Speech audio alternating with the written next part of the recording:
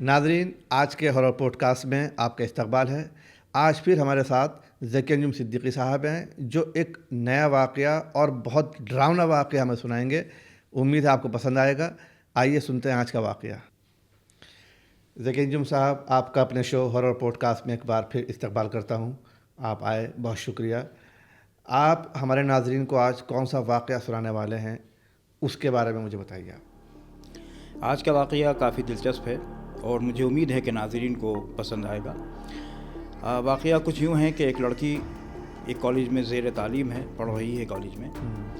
तो वो लड़की अपने हॉस्टल में रहती है, कॉलेज के हॉस्टल में रहती है। हॉस्टल के रूम में वो लड़की एक दिन बेहोश हो जाती है। बेहोश होने के बाद उसको हॉस्पिटलाइज़ किया जाता है, वहाँ उसका इलाज होता है। फिर जब वो होश में आती है तो उससे पूछा जाता है कि आप बेहोश क्यों हुई, क्या हो गया। यानी कि वो थोड़ी बहुत देर बेहोश भी नहीं, काफ़ी बाद में, काफ़ी टाइम लगा। उसके बाद जब वो होश में आती है और अपने बेहोश होने का जो कारण है वो बताती है, सबब जो है वो बताती है, तो उसे वो बड़ा दिलचस्प और हैरतनाक है। लड़की बताती है कि सब ऐसा होता है कि रोज़ाना 4-5 दिन से ये हो रहा है कि एक बच्ची हॉस्टल के रूम में आती है और उस वक्त आती है जब मगरिब का वक्त करीब होता है, सूरज ढलने का जब वक्त होता है। तो एक लड़की आती है और 8-10 साल की उम्र की एक लड़की जिसका रंग बहुत काला है, वो आती है और हॉस्टल के रूम के दरवाजे से लग के खड़ी हो जाती है।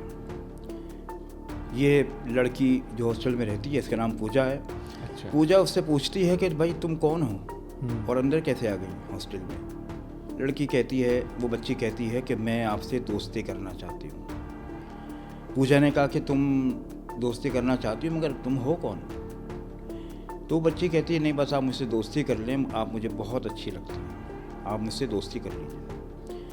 ये वाक़या रोज़ाना रिपीट होता है। रोज़ाना मगरिब के वक्त वो बच्ची आती है और पूजा से रिक्वेस्ट करती है कि मुझे दोस्त बना लो। एक दिन रात के वक्त सब लोग सो रहे हैं हॉस्टल में, सब गर्ल्स सो रही हैं, पूजा भी सो रही है और जो हॉस्टल वार्डन है वो भी नींद में है। पूरे हॉस्टल में सन्नाटा है। उस वक्त रात के 12 बज रहे हैं, 12 o'clock एट नाइट। अचानक एक अजीब व गरीब हंसी की आवाज़ आती है जो बहुत भयानक और डरावनी है। एक हंसी आती है, उस हंसी से उस पूजा की आँख खुल जाती है। वो हंसने की आवाज़ से, उसके हंसने की आवाज़ से पूजा उठती है कि ये कौन हंस रहा है। तो वो उठती है तो देखती है कि वही बच्ची उसके हॉस्टल के रूम के अंदर उसके बेड के पास खड़ी हुई है। और पहले वो दरवाजे पर खड़ी रहती थी। उससे पहले वो सिर्फ दरवाजे तक रहती थी, दरवाजे के अंदर नहीं आती थी। आज वो दरवाजे के अंदर आ गई, उसके बेड के पास खड़ी हुई है। अब आप सैफ साहब खुद समझिए, खुद सोचिए इस बात को कि अगर आप सो रहे हो और अचानक आपकी आँख खुले और आप देखें कि एक बच्ची या कोई लड़की या कोई लड़का अजीब व गरीब हैयत का आपके सामने खड़ा है। अजीब व गरीब हैयत से मुराद मतलब उसके रंग उसका काला है, बाल खुले हुए हैं। अच्छा, बच्ची काले रंग की है? वो काले रंग की बच्ची है, तो आप क्या करेंगे? यकीनन आप डर जाएंगे। बिल्कुल डर गई। पूजा ने भी यही किया। पूजा डर गई और एक सदमे में आ गई और उसने पूछा, भाई तुम हो कौन, तुम मेरा गई रात में, तुम्हें अंदर किसने आने दिया? लड़की कहती है, बस मुझे आपसे दोस्ती करनी है। पूजा गुस्से में कहती है, पहले ये बताओ तुम हो कौन, मैं तो तुम्हें जानती भी नहीं और तुम आती कहाँ से हो? लड़की कहती है, वो बच्ची बोलती है कि मैं कौन हूँ इससे आप छोड़ दें, इसे रहने दें, बस आप मुझसे दोस्ती कर लें। पूजा कहती है, नहीं पहले मुझे बताओ तुम्हारी हैसियत क्या, हकीकत क्या है, फिर मैं दोस्ती करूँगी। लड़की कहती है कि अच्छा, मैं अपनी हकीकत बताती हूँ आपको, लेकिन आपको वादा करना पड़ेगा कि आप मेरे दोस्त बन जाएंगी। पूजा कहती है कि ठीक है, मैं दोस्त बनूंगी, मगर बताओ तुम हो कौन। तो वो लड़की अपनी जो है असल हालत में आती है। वो लड़की अचानक बड़ी हो जाती है, उसका कद लंबा हो जाता है, उसके बाल लंबे हो जाते हैं और एक चेहरा उसका एक तरफ से जला हुआ और आंखें उसकी सुर्ख और लाल अंगारा जैसी हो जाती हैं। दांत बड़े बड़े और हाथों के नाखून भी इसके लंबे हो जाते हैं। तो वो लड़की कहती है कि ये हूँ मैं और मैं एक जिन्नी हूँ, आपको मुझसे दोस्ती करनी होगी। उसकी ये हालत देख करके, ये कैफियत देख करके पूजा चीखें मारती है और बेहोश हो जाती है। होना ही था। ये उसकी बेहोश होने का ये कारण था।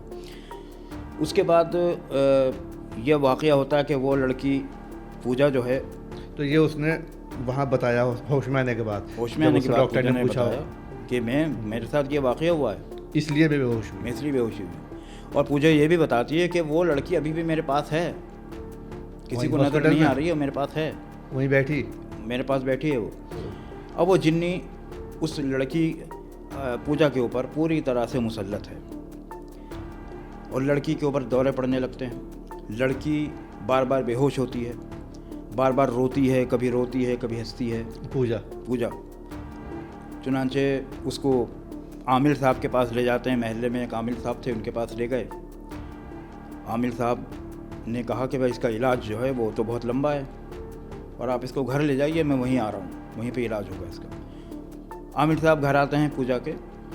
आने के बाद जैसे ही आमिर साहब जो हैं दरवाजे में दाखिल होते हैं, अचानक कोई नज़र न आने वाली ताकत उनको ज़ोर से धक्का देती है और धक्का देने के बाद वो आमिर साहब तो दूर जाके पड़ते हैं और सर पे पैर रख के भाग लेते हैं। घर में दाखिल होने से पहले ही वो, घर में दाखिल होने से पहले ही उनको कोई भगा लेता है धक्का मार के। इस बात से ये भी पता चल रहा है हमें कि हर आमिल जो है वो आमिल नहीं होता, फ्रॉड भी होते हैं। इसमें बहुत से फ्रॉड भी होते हैं। अगर वो आमिल साहब सही होते तो इस तरह से उनके साथ वाक़या ना होता, वो भागते ना, बल्कि वो मुकाबला करते और उसको भगा देते। लेकिन यहाँ ये हुआ कि उस जिन्नी ने आमिर साहब को ही भगा दिया। चुनांचे आमिर साहब तो भाग गए। अब जो ये पूजा के जो पेरेंट्स थे, उन्होंने अपने रिश्तेदारों में कांटेक्ट किया लोगों से कि भाई कोई ऐसा आदमी बताया जाए जो इसको भगा दे जिन्नी को। जाहिर सी बात है, माँ बाप परेशान हो जाते हैं। जाहिर है, जब औलाद इतनी परेशान है, इतनी मुसीबत में है, तो कौन माँ बाप देख सकते हैं कि औलाद परेशान रहे। चुनांचे इनके रिश्तेदार बताते हैं कि हमारे एक जानने वाले आमिल साहब हैं, हम उनको बुला रहे हैं और वो बहुत बड़े आमिल हैं, जिन्नात उतारने के वो माहिर हैं, तो वो इस जिन्नी को ज़रूर भगा देंगे। चुनांचे आमिल साहब से कांटेक्ट किया जाता है। आमिल साहब आते हैं। आने के बाद वो ये कहते हैं पूजा के वालिदैन से कि देखो ऐसा है, मैं आ तो गया हूँ, लेकिन मसला ये है कि मैंने ये काम छोड़ दिया है, बंद कर दिया मैंने काम, क्योंकि मेरे घर में बच्चे भी हैं, बच्चे बड़े हो रहे हैं, तो इसमें बच्चों को बड़ा ख़तरा रहता है कि बच्चों को कोई नुकसान ना पहुँच जाए, इसलिए मैं ये काम शायद ना कर पाऊँ। ये हकीकत भी हमने भी सुना है कि बहुत से आमिल इसलिए काम नहीं करते कि वो जिन जिसको उतारेंगे वो उनके बच्चों पर न चढ़ जाए। जिन तो इंतकाम लेता है। हाँ, ये ख़तरा रहता है। जिन का इंतकाम बड़ा भयानक होता है। चुनांचे आमिर साहब तो अपना इजहार करते हैं इस बात का कि भाई मैं काम छोड़ चुका हूँ, लेकिन जिन उसकी जो पूजा की जो माँ है, वो आमिर साहब को जो है मिन्नत समाजत करती है, उनके आगे हाथ जोड़ती है कि आमिर साहब खुदा के लिए आप हमारा ये काम कर दीजिए, हमारी बच्ची है, इसको बचा लीजिए बस, और आप जो आप कहेंगे हम वो करने के लिए तैयार हैं, जितने भी आप पैसे मांगें, जितनी भी रकम खर्च हो, कुछ भी इंतज़ाम करना पड़े, आप इसको करिए।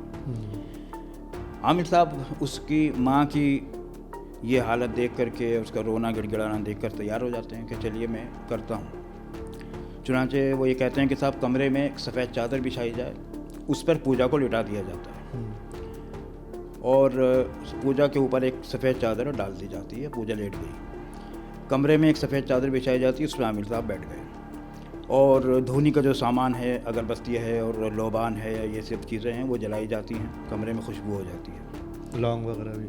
लौंग वगैरह है, सियाह मिर्च वगैरह है, अजवाइन है, ये सब चीज़ें जो लाजमी चीज़ें होती हैं धोनी की, वो वहाँ पे आ जाती हैं और सब चीज़ें जला दी जाती है, कमरे में खुशबू आ जाती है। अब आमिर साहब फ़ोन निकालते हैं अपना मोबाइल और अपने घर फ़ोन करते हैं और अपनी बीवी से कहते हैं कि देखो मैं यहाँ एक जिन उतार रहा हूँ, तुम बच्चों को लेके हिसार बनाओ और हिसार में बैठ जाओ, जब तक मेरा फ़ोन ना आए हिसार से निकलना नहीं है। हिसार नाजरीन को बताएं, बहुत से लोग नहीं जानते हैं। हिसार जो होता है एक सर्किल होता है अपने प्रोटेक्शन के लिए, उसमें कुछ आयात हैं, कुरान की आयात हैं, कुछ दुआएं वो पढ़ी जाती हैं। अच्छा। वो पढ़ने के बाद अपनी उंगली पर फूंक मारते हैं और ऐसे सर्किल बना देते हैं। जितना बड़ा वो सर्किल होता है वो प्रोटेक्शन है। उस सर्किल में जब आदमी बैठा रहेगा तो कोई भी जिन्नात हो, कितने भी बड़ा, हाँ, कोई भी शैतान हो या कोई भी खबीस जिन हो, वो अंदर नहीं आ सकता उस सर्किल के, सर्किल के बाहर ही रहेगा। तो उस सर्किल में बैठने वाले लोग महफूज रहेंगे वो महसूर हो जाते हैं, वो महसूर हो जाते हैं, किला बंद हो जाते हैं। तो आमिर साहब अपने घर वालों को हिसार के अंदर बैठा देते हैं। अब इधर वो आमिर साहब अमल शुरू करते हैं। अमल शुरू होता है, आमिर साहब अपने सामने पानी रखते हैं बर्तन में, वो पढ़ते हैं और पानी पे फूंक मारते हैं और लड़की के चेहरे पर पानी की छींटें मार देते हैं। जैसे जैसे छींटें मारते हैं लड़की चीखती है और शोर मचाती है, और लड़की की आवाज़ उस वक्त बदल जाती है। जो पूजा की आवाज़ है रियल, वो नहीं रहती, एक दूसरी लड़की की आवाज़ आती है जो उस पर जिन्नी है, जो उस पर जिन्नी है, वो उसकी आवाज़ है। जिन्नी जो है आवाज़ें लगाती है, मुझे बचाओ, मुझे बचाओ, मुझे मत जलाओ। उसी दौरान पूजा के वालिदैन भी वहीं बैठे हैं। पूजा के वालिदैन को ऐसा लगता है कि कोई कमरे का किवाड़ खोल के अंदर आया, आने वाला नज़र नहीं आया। अच्छा, बस हवा महसूस हुई, हवा महसूस हुई, किवाड़ खुले, कोई अंदर आया, कदमों की आवाज़ आई और कुर्सी पर बैठ गया। आमिर साहब उसकी तरफ देखते हैं जो कुर्सी पे बैठा है आकर के। आमिर साहब को वो नज़र आ रहा है। आमिर साहब पूछते हैं, आमिर साहब को नज़र आ रहा है, उनको नज़र आता है। आमिर साहब पूछते हैं, आप कौन हैं? वो आने वाला जो नहीं दिख रहा है वो कहता है कि मैं इस जिन्नी का जो इसके ऊपर है, मैं इसका चचा हूँ और इसने मुझे बुलाया है भी आवाज़ देके। मैं इसकी हिफाजत के लिए आया हूँ, आप इसे क्यों जला रहे हैं? ये मेरी भतीजी है। तो आमिर साहब कहते हैं, साहब आपकी तो भतीजी है, लेकिन इसने हमारी बच्ची को परेशान कर दिया, हमारी तो बच्ची जान के लाले पड़ गए इसको, आप इसे भगाइए यहाँ से, लेके जाइए साथ में।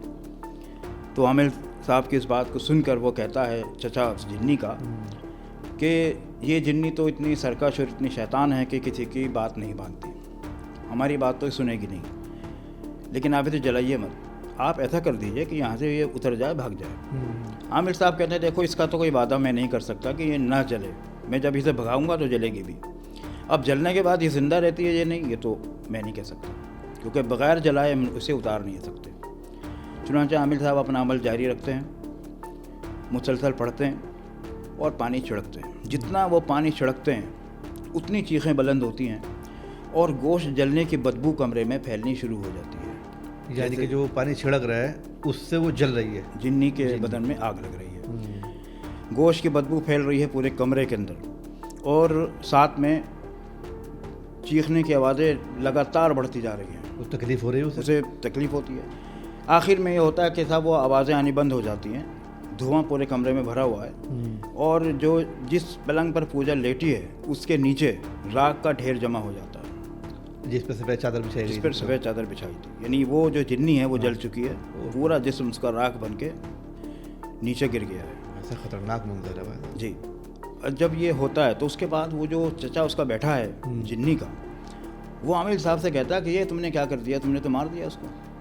आमिर साहब कहते हैं, हमने तो पहले ही कहा था कि हम इसको बग़ैर जलाए उतार ही नहीं सकते, अब ये जल गई है तो ये तो आप जाने, आपने इसे भगाया ही नहीं इस पे से, आप ये आपके ही काबू में नहीं है तो हमारे काबू में कैसे आती है, हमने तो उसे यही इसका इलाज था, हमने कर दिया। तो वो जो कुर्सी पे बैठा हुआ जिन है, जो उस चचा है उस जिन्नी का, वो ये कहता है कि आमिर साहब आप मुझे जानते नहीं हैं कि मैं कितना पावरफुल हूँ, अब मेरा इंतकाम आप देखना मैं क्या करता हूँ। ये कह के वहाँ से वो चला जाता है। पूजा के वालिदैन आवाज़ सुनते हैं, किसी की जाने की आवाज़, किवाड़ बंद करने की आवाज़, किवाड़ बंद होता है, कोई चला जाता है। आमिर साहब खट फ़ोन निकालते हैं अपने जेब से, अपने घर फ़ोन लगाते हैं, फ़ोन की घंटी बजती रहती है लेकिन कोई उठाता नहीं, बार बार फ़ोन करते हैं, उनका फ़ोन रिसीव नहीं होता, कोई नहीं उठाता। आप सैफ साहब देखिए कितना डरावना मंजर है कि वहाँ वो उनके बच्चे और उनके जो बीवी है वो हिसार में बैठे हैं, इधर ये जिन कह के गया कि मैं इंतकाम लूँगा, तो आदमी की क्या कैफियत होगी और क्या कंडीशन होगी उसके दिल की। ये और डर गए होंगे, आमिर साहब घबरा गए। आमिर साहब ने पड़ोसी को फ़ोन किया, अपने पड़ोसी को। पड़ोसी ने कहा कि आमिर साहब आप कहाँ चले गए, आपके घर में तो आपकी ज़रूरत है। आमिर साहब कहते हैं क्या हुआ, कहने लगे आपके बेटे की किसी ने गर्दन काट दी। भाई। अब आमिर साहब वहाँ जाते हैं, घर भागते हैं अपने, जाकर देखते हैं कि उनके बेटे की गर्दन धड़ से अलग है और उनकी बीवी रोते रोते बेहोश हो गई है। तो बाद में पता चलता है कि साहब वो जो जिन है, जो उसका चचा है जिन्नी का, वो आमिर साहब के भेष में आया, वहाँ आमिर साहब बन के आया, शक्ल और सूरत के अतबार से वो आमिर साहब था। तो उसने हिसार तोड़ा, क्योंकि वो तो हिसार में थे, वो सब हिसार में थे। उसने आकर के आमिर साहब के भेष में आया, कुंडी बजाई, दरवाज़ा खटखटाया, बेटे ने समझा हमारे अब्बा आ गए। बेटा हिसार से बाहर आया ओहो। और वो इसका शिकार हो गया। तो ये जिन्नात का बड़ा ख़तरनाक इंतकाम है जो जिन्नात के कबीले इस तरह लिया करते हैं। और ये जो जिन है इसने आबिल साहब से अपनी भतीजी का इंतकाम ऐसे ले लिया, उनके बेटे को मार दिया। उनके बेटे को मार करके। तो ये देखिए कितना ख़तरनाक और भयानक अंजाम है ये इस जिन उतारने का। बेचारों का बच्चा जान से गया, कमाल की बात है। यानी कि जब वो जिन वो फ़ोन कर रहे थे जिस वक्त उसके बेटे की गर्दन काट दी गई थी, आमिर साहब के बेटे की, तो वो ये समझे कि हमारे वालिद साहब आए हैं हिसार से निकले, और वो था जिन। वो था जिन। अच्छा, जिन के बारे में है कि वो किसी की भी शक्ल इख्तियार कर सकते हैं। बेटा तो ये समझा कि मेरे अब्बा आ गए, लेकिन वो अब्बा की शक्ल में वो जिन आया था जिसको इंतकाम लेना था उससे। खैर, वाकई बड़ा ख़तरनाक और हॉरर वाला वाक़या था। मुझे उम्मीद है कि वाक़या नाज़रीन को भी पसंद आया होगा। हाँ, यकीनन। तो नाज़रीन, उम्मीद है आज का ये हॉरर पॉडकास्ट आपको पसंद आया होगा। अगले एपिसोड में एक नए वाक़ये के साथ हम फिर हाजिर होंगे। तब तक के लिए इजाज़त दीजिए और हमारे इस एपिसोड को लाइक कीजिए, चैनल को सब्सक्राइब कीजिए। बहुत शुक्रिया।